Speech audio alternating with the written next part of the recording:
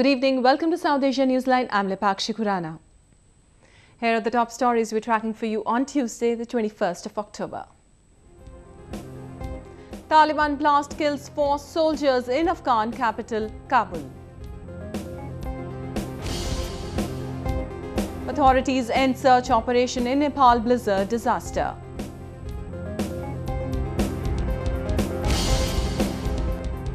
And Indians on gold buying frenzy to mark Dhanteras.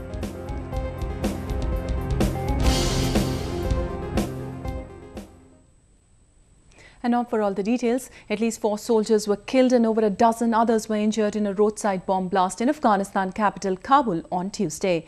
The explosive device went off while an army bus was passing through the area. The Taliban, which claimed responsibility for the attack, said the target was security forces. The insurgents, who were ousted from power following the NATO invasion in 2001, have been steadily gaining ground in the war-torn nation for the past few months. The militia, which rejected the recent bilateral security agreement entered between Afghanistan and the US, had warned of stepping up attacks against the armed forces.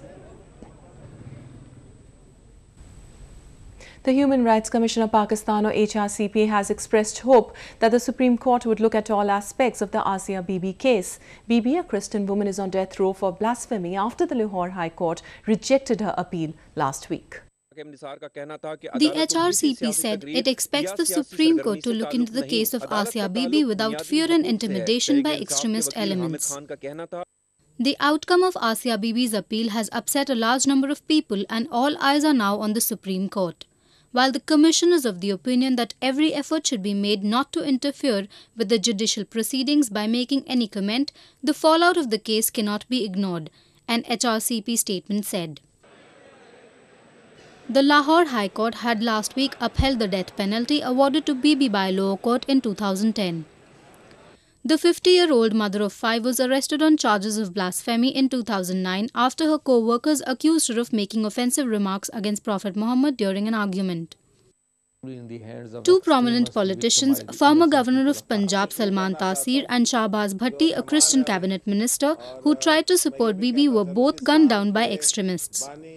Blasphemy is one of the most serious crimes in Pakistan and it is punishable by death. After registering comprehensive victories in 2 provincial elections, the Bharatiya Janata Party's focus is shifting to capital New Delhi, which has been without a government for 8 months now. Here is a report. After storming to power in Haryana and emerging as the single largest party in Maharashtra, the Bharatiya Janata Party is now setting its sights on repolling in Delhi. Much of the success can be put down to the national performance of Prime Minister Narendra Modi.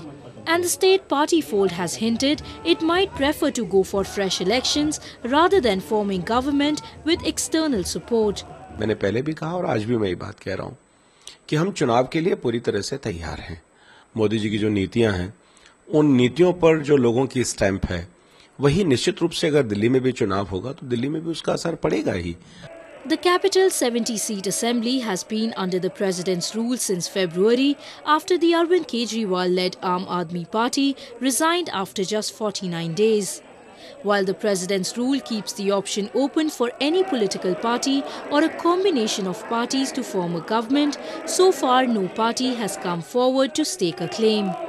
A number of city projects have come to a standstill, mainly due to lack of funds and a decision-making vacuum in the capital. AAP, which has been clamouring for fresh elections, feels the crisis will only worsen without imminent action. There is no elected government for last 8 months in Delhi. Had it been an elected government, lot of issues like admission in school, condition of hospitals, condition of roads, even cleanliness, and other issues like corruption, crime, all these could have been solved by an elected government. While the recent victories in the assembly polls have resulted in fresh leads of confidence in the BJP, the situation in the capital still is quite different. The Aam Aadmi Party factor still cannot be ruled out. For now, the BJP is weighing up the risk of working with others to form power or going at it alone. Avneet Arora for South Asia Newsline in New Delhi. Nepal called off the search operation to rescue the stranded victims of a series of blizzards that struck the Himalayan nation last week, leaving at least 40 dead. After saving over 600 people from the popular Annapurna trekking circuit, the Nepal authorities withdrew their search as hope for more survivors became bleak. The rescue teams carried out their final scale in Mustang, Manang and Dolpa districts on Monday as bodies of more victims kept arriving in capital Kathmandu. Nepalese trekking industry opened its business back again after reeling under a slowdown in the wake of the tragedy. Many tourists who frequently take to the Himalayan route to scale in the country were still not deterred by the latest tragedy. People are still attracted to trekking in Nepal, even like accidents like this can happen anywhere and any time. It's just very unfortunate, but I don't think it will affect the trekking much. One of the worst strings of snowstorms and avalanches battered various parts of Nepal's northern Manang district last week. The unseasonal blizzards were reportedly brought by the tail end of Cyclone Hudhud that struck eastern India recently. Those killed also included several foreign nationals from India, Canada, Israel, Slovakia, Poland and Japan. The incident was the second major mountain disaster in Nepal this year after an avalanche killed 16 guides on Mount Everest, the world's highest peak, in April. The death toll in Bangladesh road accident rose to 33 on Tuesday. The accident took place in Baraigram in Tor, some 140 miles from capital Dhaka on Monday. More than a dozen others who were also injured in the head-on collision of the two passenger buses are undergoing treatment in nearby hospitals. Authorities fear the number of casualties could go up as the condition of many injured still remains critical. Fatal road accidents are a common occurrence in Bangladesh, which claims an estimated 10,000 lives every year. Most of the incidents are blamed on poorly maintained roads and vehicles apart from reckless driving.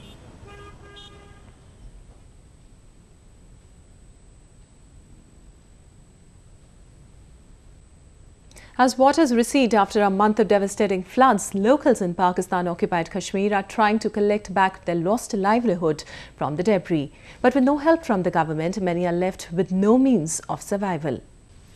The waters might be slowly receding in Pakistan-occupied Kashmir or POK, but the survivors of the disaster continue to rally against the government for failing to provide enough emergency assistance in the light of the scale of devastation of life and property. The flash floods which wreaked havoc in POK washed away hundreds of villages and destroyed thousands of acres of farmland in Pakistan. Human rights activists said people of this part of Kashmir need to be heard on international fora. After the flood, when there has been so many people died and so many people have been victims of this flood, and the international people are also leaving them in this moment. That I think is really, really sad. It feels like time after time the Kashmiris are left behind. The international community are not listening to the Kashmiris.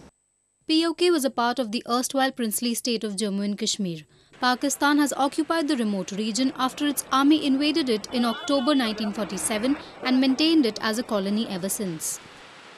Unprecedented monsoon rains last month triggered floods and landslides, inundating one of Pakistan's most impoverished regions, which has already been hit hard by years of isolation and political suppression.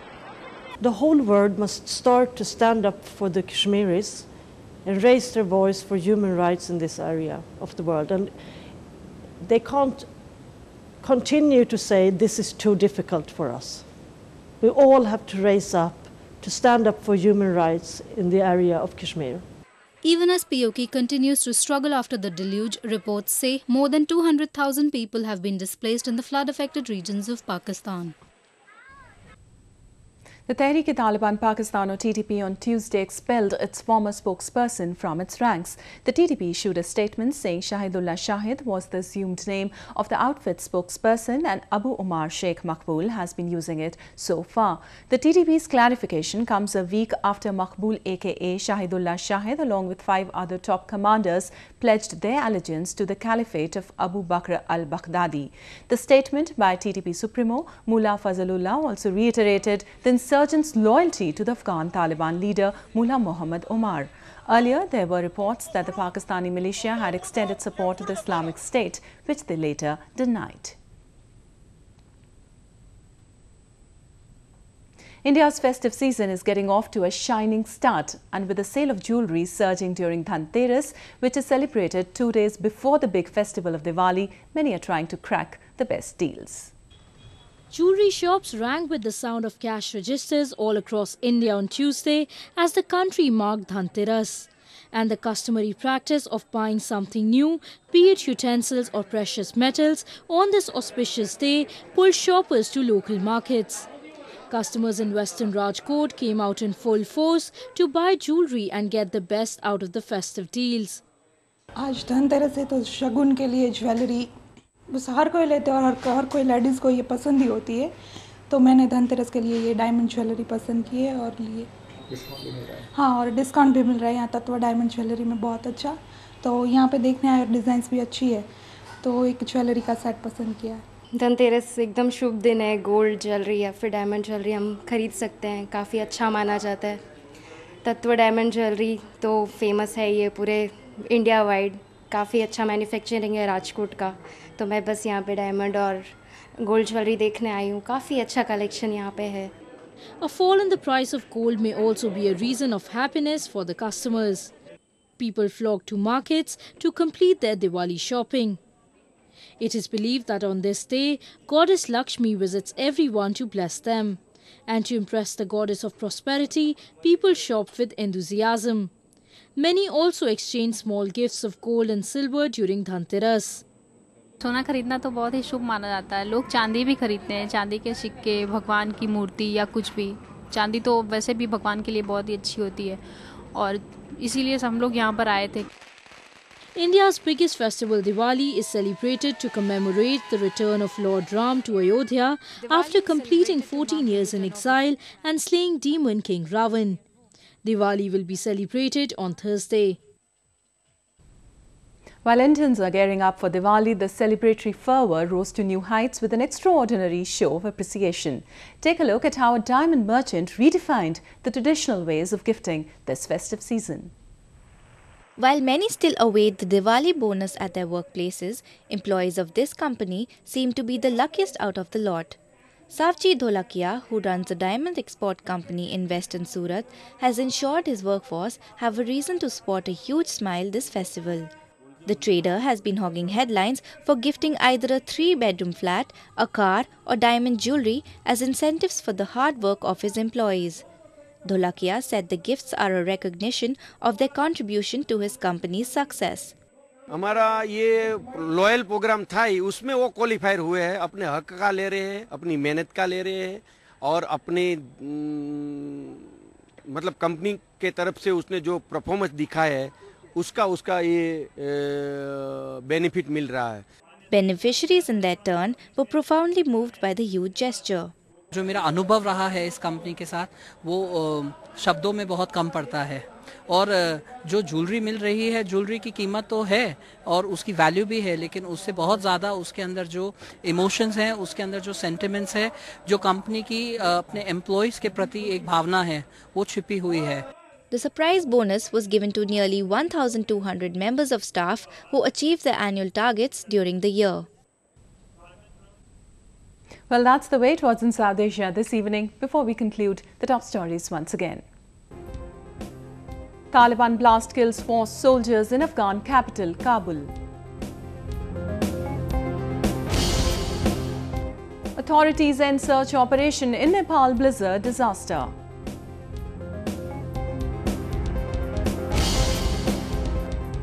And Indians on gold buying frenzy to mark Dhanteras.